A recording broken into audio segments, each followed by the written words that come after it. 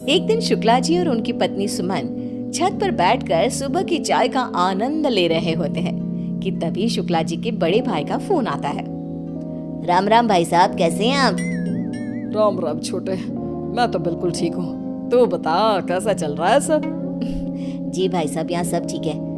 आज इतनी सुबह सुबह कैसे याद किया? अब क्या बताऊँ, तूने तो गाँव आना जाना ही छोड़ दिया है जब से शहर में बस गया है।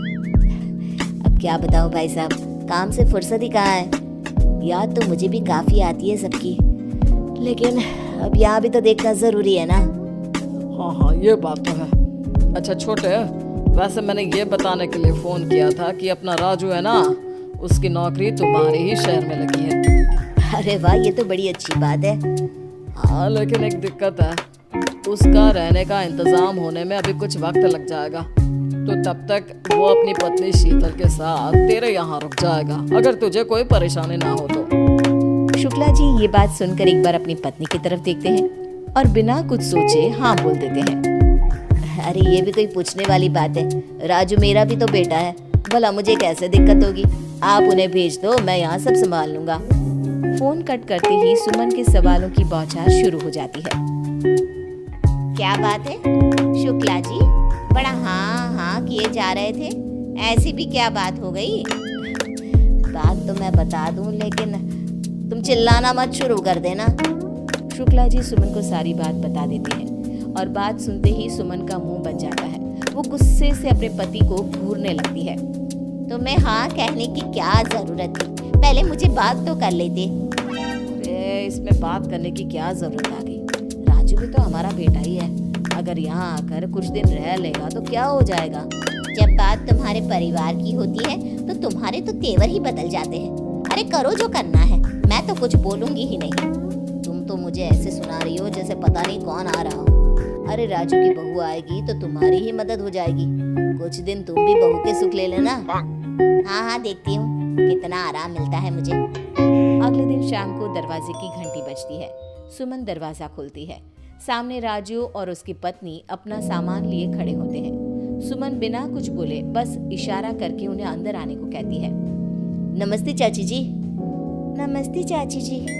नमस्ते, आओ बैठो राजू। सुमन शीतल को ऊपर से लेकर नीचे तक निहारती है। शीतल गांव की साधारण सी लड़की होती है जिसे शहर के तौर तरीकों का कोई अंदाजा नहीं होता। शीतल ऊपर सबके साथ बैठने के बजाय नीचे बैठ जाती है। अरे अरे, तुम ये नीचे क्यों बैठ गई? यहाँ शहर में ऐसे कोई नहीं बैठता, यहाँ सबके साथ बैठो। लेकिन चाची जी, गांव में तो बड़े बुजुर्गों के आगे नहीं बैठने देते। कोई बात ना है, मैं यहाँ ठीक हूँ ना चाची जी। तभी शुक्ला जी अपने कमरे से बाहर आते हैं। अरे आ गए राजू बेटा, कैसा रहा सफर? कोई दिक्कत तो नहीं हुई ना? नहीं चाचा जी, सब बढ़िया रहा। शुक्ला जी राजू के गांव के हालचाल लेते हैं।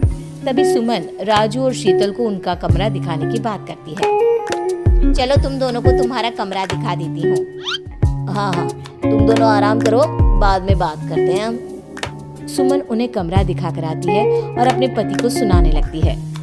ये कितने दिन तक रुकेंगे? मैं ज्यादा दिन तक सबकी सेवा नहीं कर सकती, और शीतल को देखकर तो लगता ही नहीं कि उसे शहर का कुछ अता पता भी है। ऐसे में सारा काम तो मेरे हिस्से ही आ जाएगा ना। देखो, अब तुम ड्रामा मत शुरू कर दो। और श्रुति कहाँ है? थोड़ा उसे भी कामकाज करना सिखा दो। अब आपके रिश्तेदारों के लिए मैं अपनी बेटी को भी काम पे लगा दूं? हाँ, तो क्या उसे सर पर चढ़ा कर रखोगी? सुमन बिना कुछ जवाब दिए अपने काम में लग जाती है। अगले दिन सुमन किचन में काम कर रही होती है तो शीतल मदद करने आती है। अरे चाची जी, आप क्यों परेशान हो रही है? हमें बताइए, हम बना देते हैं। तू क्या मदद करेगी? अच्छा एक काम कर, ये सामान मुझे मिक्सी में पीस कर दे दे। लेकिन मुझे तो मिक्सी चलानी नहीं आती। सुमन शीतल को ताना मारते हुए कहती है। अब तुमसे क्या काम कहूँ? तुम्हें यहाँ शहर का कुछ समझ में तो आने वाला नहीं। शीतल उदास हो जाती है। तभी श्रुति किचन में आती है। मम्मी देखो ना, मेरी ड्रेस पे ये कैसा निशान लग गया। अरे ये किस चीज का दाग लग गया? अब मुझे क्या पता, मैं क्या करूं? आज पार्टी में मुझे यही पहनना था। कुछ करो ना मम्मी, मेरी ड्रेस खराब हो जाएगी। ओहो, क्या मुसीबत है। अच्छा रुक, थोड़ी देर में देखती हूँ। सुमन को काम में लगा देखकर शीतल श्रुति की मदद करने को कहती है। चाची जी, ये दाग मैं हटा दूं? अरे नहीं नहीं, रहने दो तुम्हें तो पता भी नहीं होगा, मैं देख लेती हूँ। अगर कुछ इधर उधर हो गया ना तो श्रुति मेरी जान खा जाएगी। अरे चाची जी, मेरे पास इसके लिए बड़ा असरदार घरेलू नुस्खा है। अरे कोई भी घरेलू नुस्खा यहाँ के डिटर्जेंट के आगे फेल है, फेल। लेकिन हमारा नुस्खा भी किसी महंगे डिटर्जेंट से कम नहीं है। सुमन चिढ़ जाती है और शीतल को ड्रेस से दाग हटाने का एक मौका दे देती है। साथ ही चेतावनी भी देती है कि ड्रेस को कुछ नहीं होना चाहिए। आप चिंता ना करिए चच्ची जी, ड्रेस को कुछ ना होगा। शीतल किचन में से थोड़ा गर्म पानी, नींबू और बेकिंग सोडा लेकर वहाँ से चली जाती है। थोड़ी देर बाद शीतल किचन में आती है और सुमन को ड्रेस दिखाती है। चच्ची जी देखिए तो, दाग निकल गया। अरे वाह भाभी, आपके नुस्खे ने तो कमाल ही कर दिया। मुझे तो लगा ही नहीं था कि ये दाग कभी जाएगा भी, लेकिन आपने कमाल कर दिया। सुमन हैरान हो जाती है, लेकिन शीतल को नीचा दिखाने के लिए उसे सुनाने लगती है। इसमें कौन सी बड़ी बात हो गई, ये साबुन से भी छूट जाता, और वैसे भी ये घरेलू नुस्खे तो मुझे भी आते हैं। लेकिन मम्मी, मैंने भी साबुन से कोशिश की थी, मुझसे कुछ नहीं हुआ। आप कुछ भी कहो, ये नुस्खा सच में कमाल का था। सुमन का मुंह बन जाता है और वो अपने काम में लग जाती है। ऐसे ही एक दिन शाम को सुमन के घर पे कुछ रिश्तेदार आने वाले होते हैं। सुमन और शीतल खाने की तैयारी कर रही होती है।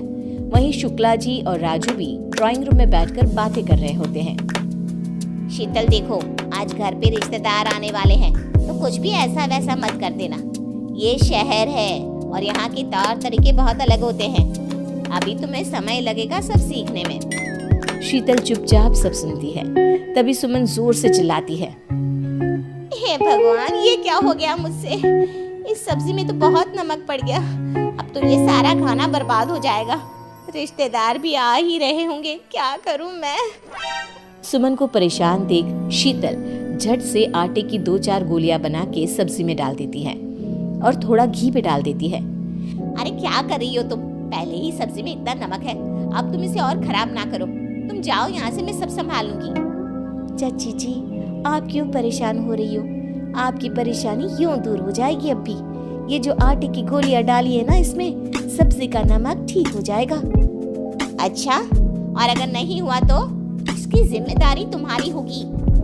थोड़ी देर बाद सुमन सब्जी का नमक चेक करती है और नमक सच में ठीक हो जाता है। क्या कहा था मैंने चाची जी? हो गई ना आपकी चिंता दूर। सुमन हंसने लगती है। सारे गेस्ट आ जाते हैं। सुमन राजू और शीतल को सबसे मिलवाती है। शीतल और सुमन सबको खाना खिलाते हैं। अरे वाह सुमन, ये सब्जी तो बहुत अच्छी बनी है। बहू ने बनाई है क्या? नहीं नहीं, ये तो चाची जी ने बनाई है। हाँ, बनाई तो मैंने ही है, लेकिन इसे खराब होने से शीतल के नुस्खे ने बचा लिया। क्या मतलब? सुमन सबको सारी बात बताती है और शीतल ने कैसे झट से सब ठीक कर दिया ये भी बताती है। सब शीतल की तारीफ करने लगते हैं। अरे वाह, तुम्हारी बहू के नुस्खे तो बड़े कमाल के हैं। आज तो सुमन की सब्जी को बचा लिया शीतल ने। अरे कहीं इसी खुशी में खीर में भी तो नमक नहीं डाल दिया ना तुमने? सब हंसने लगते हैं।